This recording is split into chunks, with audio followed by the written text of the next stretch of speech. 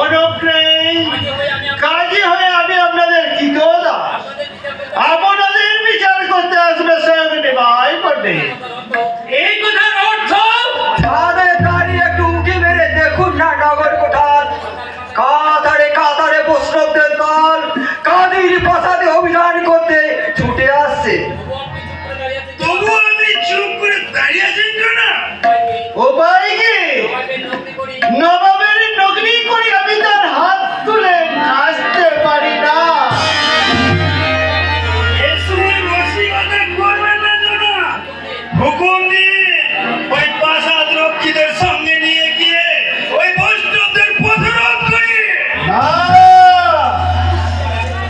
আমার একজন প্রাসাদ রক্ষী আমি ছাড়বো না। যদি মরার হয় তাহলে আপনারা দু ভাইকে এগিয়ে যেতে পারে।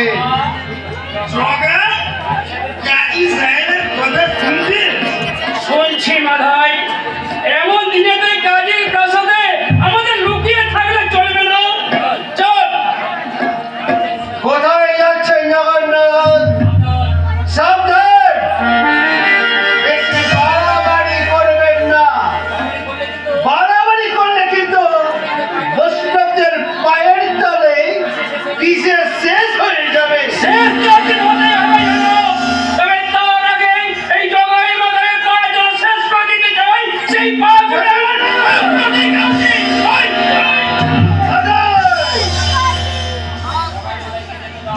জগাই মাথায়কে যেতে দেওয়া ভুল হলো। উন্মত্ত বৈষ্ণবদের হাতে পেলে সত্যি ওদের খতম করে ফেলবে। যাকেন লক্ষ্মীদের প্রাসাদের ফটক বন্ধ করে যেতে বল। জগাই মাথায় যেন বাইরে যেতে না পারে। যাচ্ছি যারা, তবে ফটক বন্ধ করে আপনি ওই নিমাই পণ্ডিতকে আটকাতে পারবেন না। লক্ষ লক্ষ অদৃষ্ট মানুষের তিনি সবার দায়িত্বকে বন্ধ দরজা খুলে দিতে লোহার কাছে লোহার দরজা যে ধরিয়াই গেল দৌড়ি থাকবে। নিমাই পণ্ডিত আসবে, নিমাই পণ্ডিত আসবে, নিমাই পণ্ডিত আসবে। নাম হলো আসবে। এতদিন পরে আবার ইনিশান আসবে। ওই তো লোহার ফটক বন্ধ হয়ে গেল। বিবাহী পণ্ডিত, লোকে বলে তুমি ভগবান।